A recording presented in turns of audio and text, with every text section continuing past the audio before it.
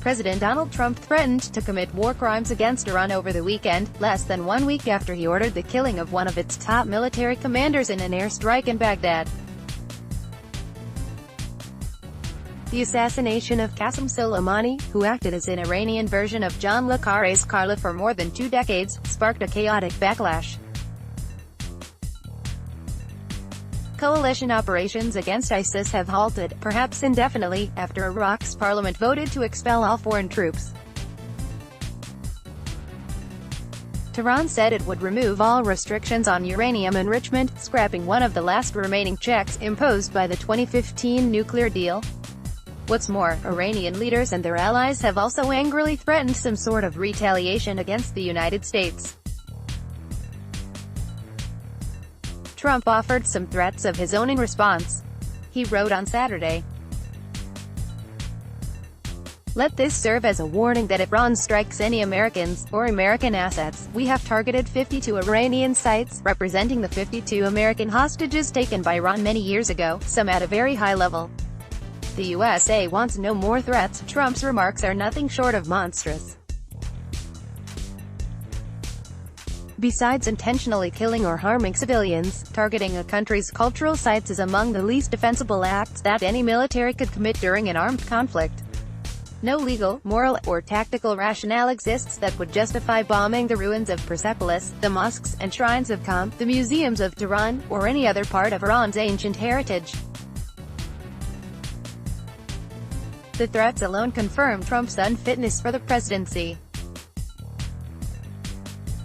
The possibility that he will carry them out means the House should gird itself for the necessity of impeaching Trump a second time. Campaigns of cultural destruction are a hallmark of history's worst regimes. Campaigns of cultural destruction are a hallmark of history's worst regimes.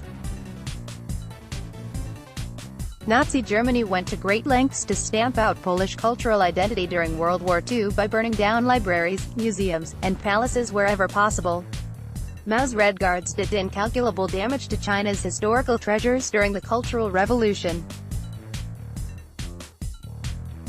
The Taliban drew international outrage in 2001 when it used dynamite and anti-tank weaponry to demolish colossal 3rd-century sandstone Buddha statues in Afghanistan.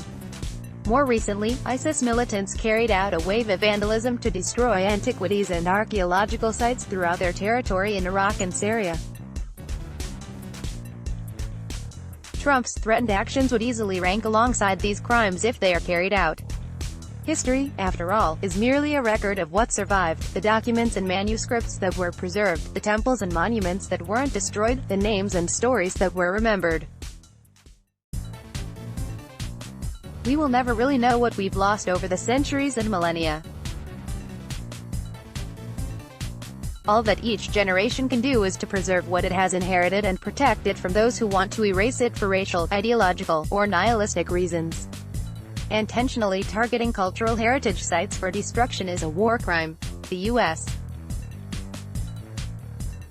is a member of the 1954 Hague Convention on Protection of Cultural Property in the event of armed conflict, which requires signatories to protect and defend those sites from destruction, theft, and looting.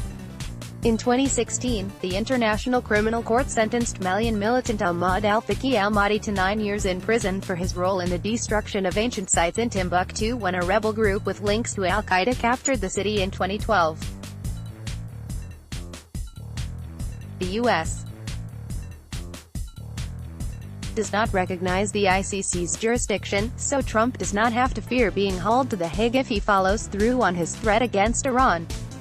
That his threat would be a war crime is unlikely to dissuade Trump from carrying it out. He campaigned on the principle that he would either order war crimes to be committed or else give U.S. soldiers more latitude to commit war crimes themselves. Over the past year, Trump intervened in the military justice system on behalf of multiple U.S. soldiers who faced charges for war crimes to give them more lenient treatment or clear them of wrongdoing. Among them were Edward Gallagher, a top Navy SEAL who was accused of murdering civilians by multiple soldiers under his command. Trump pardoned Gallagher in December. The soldier then joined him at Mar-a-Lago for the president's New Year's Eve party. "They're allowed to kill our people," Trump told reporters over the weekend. They're allowed to torture and maim our people. They're allowed to use roadside bombs and blow up our people. And we're not allowed to touch their cultural site? It doesn't work that way. In short, he does not think that he should hold himself to higher standards than those of terrorists and dictators. The president's disregard for moral constraint makes legal restraints on his war-making powers all the more important. Amid the chaos of the past few days, it's easy to lose sight of the fact that the U.S. is not actually at war with Iran, or at least it's not supposed to be. Amid the chaos of the past few days, it's easy to lose sight of the fact that the U.S. is not actually at war with Iran, or at least it's not supposed to be. Congress has never authorized the use of military force against the country. Polls show that most Americans would not support such a move, either. Neither the 2001 authorization for use of military force against al-Qaeda nor the 2002 AUMF that greenlit the invasion of Iraq can justify it. Trump administration officials are largely asserting a bastardized version of self-defense to justify Soleimani's assassination, claiming that he was personally orchestrating some sort of imminent attack on U.S. troops or citizens. It's indisputable that Soleimani helped plot attacks that took American lives throughout his career. But the White House has offered no public evidence to justify a cavalier airstrike against a top foreign military commander in what amounts to an aggressive act of war. What's been reported about Trump's decision-making process also suggests that the strike wasn't driven by exigent circumstances. After Iran-linked protesters briefly breached security at the U.S. Embassy in Baghdad last month, Trump reportedly feared being portrayed as weak by the cable news programs he constantly imbibes and chose the most extreme option presented to him by military planners.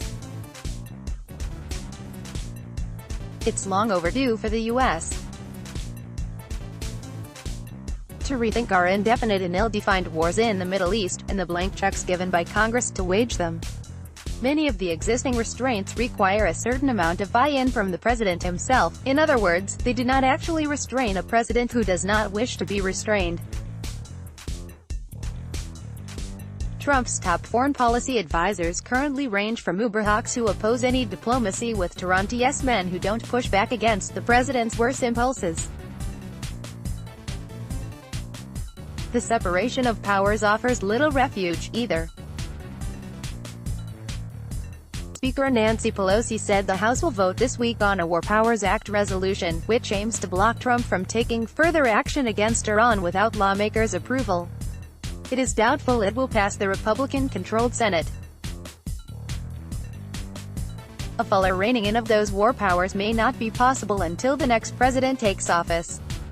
That leaves impeachment as the best remedy to check a rogue president. When the Ukraine scandal burst into view last fall, I argued that the House had no choice but to impeach Trump for his efforts to undermine the 2020 election with foreign meddling. If lawmakers took no action, it would effectively vindicate the president's false assertion that he had done nothing wrong. The same reasoning applies now. On a practical level, House Democrats may not be able to stop Trump from waging an unconstitutional war against Iran or committing war crimes against its cultural heritage. What they can do is indict him for these crimes if he actually carries them out. Let's block ads. Why?